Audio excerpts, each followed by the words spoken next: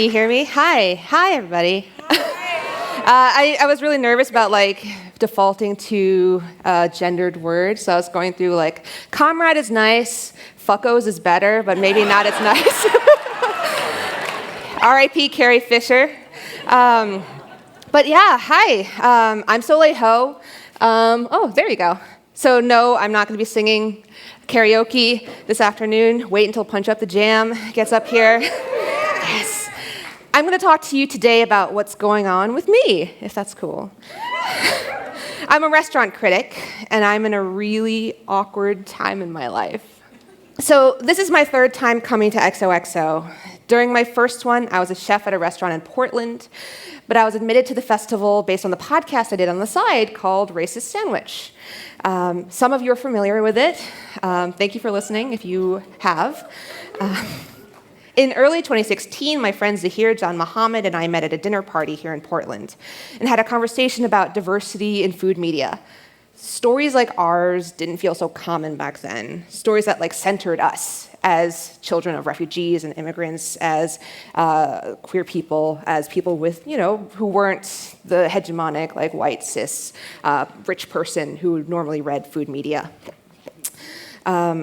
We noticed that food journalism in those days often catered to people who thought the dishes and foodways we grew up with were bizarre, exotic, or savage. Our food was something for other people to discover and explain in simple English. And so the title of my talk, I Can't Get No Satisfaction, what happens when you become the representation you've been fighting for? So here's a mild example. This from a publication whose name rhymes with Fuzzbead. This was normal, right? This was a piece about how hand pies are the hot shit right now. That's right, we're talking hand pies.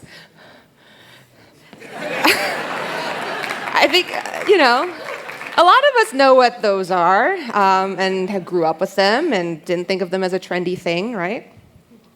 So you feel that unease when you see that. So to not just limit it to, certain websites that, whatever. This is the New York Times. The business section ran a story on bubble tea, really confused about what the tapioca was. And that was the piece. So, yeah, it makes you feel like an alien, right? And that's how Zahir and I felt every time we looked at articles about food. So we talked about all of that on our podcast for 3 years, I think 70-some episodes, pushing for more diversity in food media, more stories by and about people whose foodways and livelihoods had been marginalized and undervalued by a white supremacist, ableist, heteropatriarchal, capitalist culture. Our podcast existed as a rebuke to the establishment, and we used the ideas of, some cool people like Edward Said, Bell Hooks, and Krishnendu Ray, and others to inform our approach.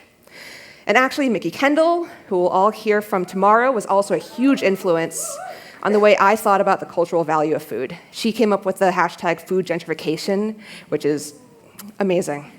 Thank you, Mickey. All of these are thinkers whose ideas could barely get a toehold in major food publications until fairly recently. So these are some headlines that have come out in the past couple years. The top one, Breaking the Bubble of Food Writing, Cultivating Diverse Stories, ran in NPR. That was by Adrian Miller, soul food scholar. These are all people, their Twitter handles, so I will not be offended if you whip out your phone and follow all these folks, because they're very smart, very cool.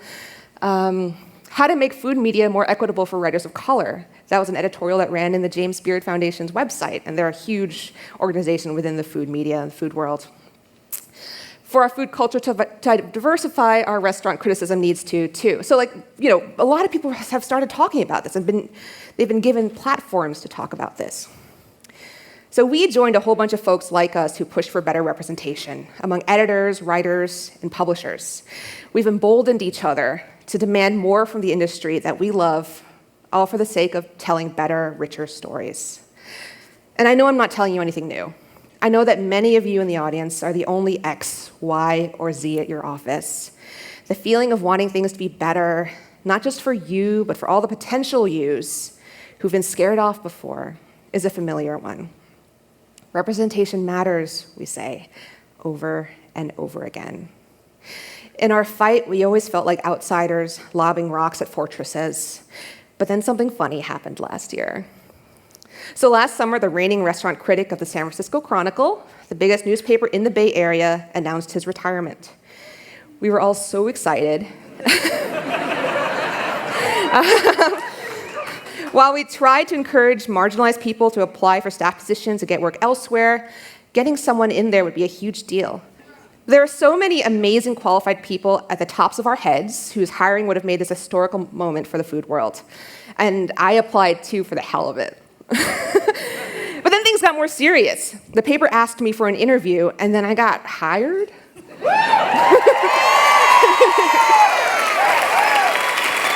Thank you. Which brings us back to the title of this talk.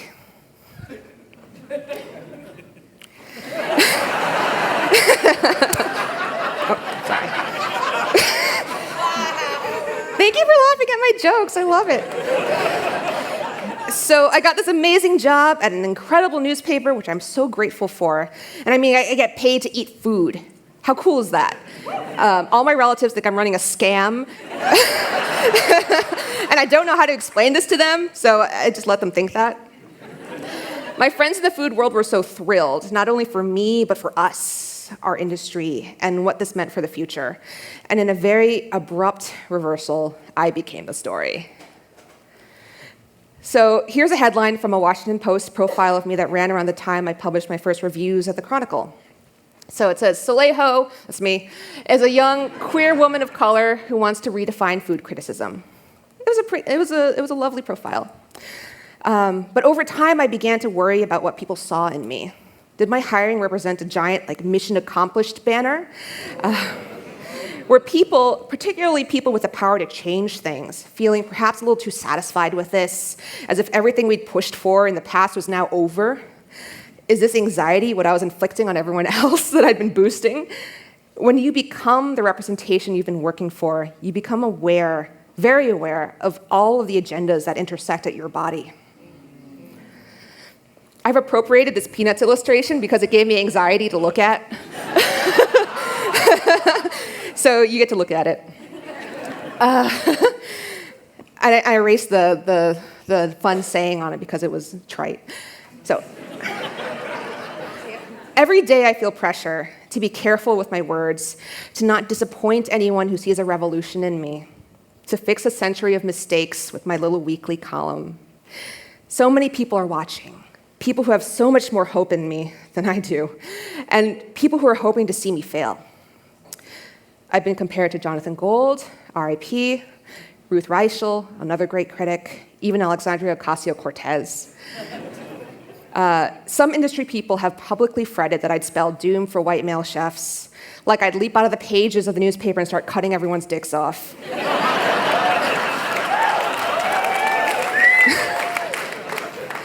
I've become a site of projection for so many people, for good and for ill. And I'm complicit in this too. I've always been doing my day-to-day work, but I'm also responding to heartfelt DMs and emails from aspiring writers, going on coffee dates with people who want to learn from me, guesting on radio shows and podcasts to talk about the future of food writing, and doing talks like this. And yes, I am already serving on my workplace's diversity committee. You're welcome. I spend so much emotional energy and time on this other part of my job. I keep saying yes because I didn't have mentors when I was just starting out, just other people who I could commiserate with. So what good am I if I don't pull other people up with me? There's so much that I'm bursting to talk about through the medium of restaurant reviews: disability access, the racial wealth gap, assimilation. But that also means I have to work extra hard to get everything right. To not just be able to articulate how and why an $80 steak falls short of the ideal, but to also be able to share best practices in things like trans inclusivity with restaurateurs. How can they be better? I need to know.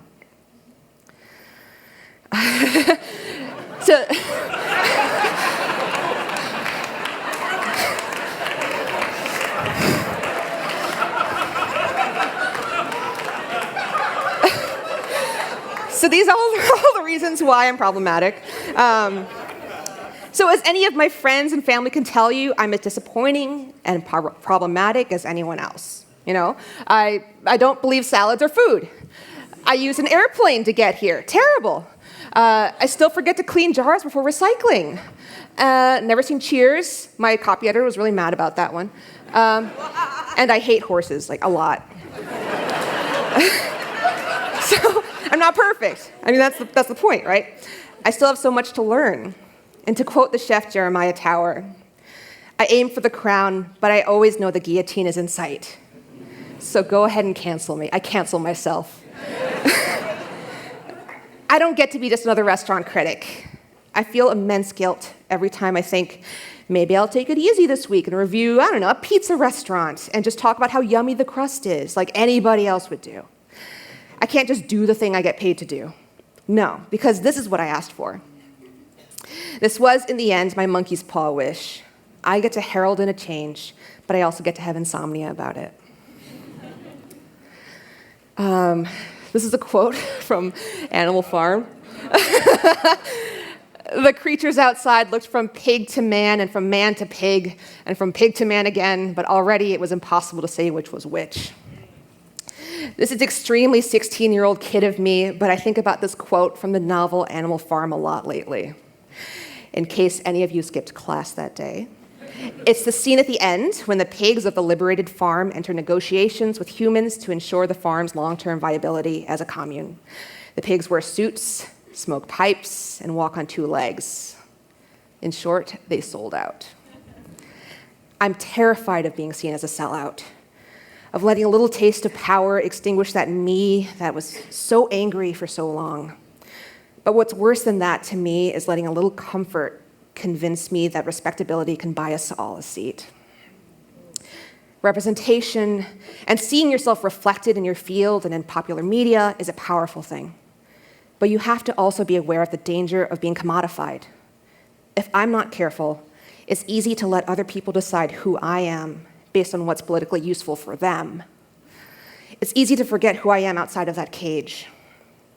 So right now, I'm trying to understand where that middle ground is for me in particular, how to maintain that power and that platform, use it to pull our culture forward, and allow myself the space to be the weirdo that I am. So this is a burden. I carry it proudly. In a time when despair and powerlessness can creep up on one's psyche, when horrible, awful things are just crouching in wait to ambush you every second, I have anxiety.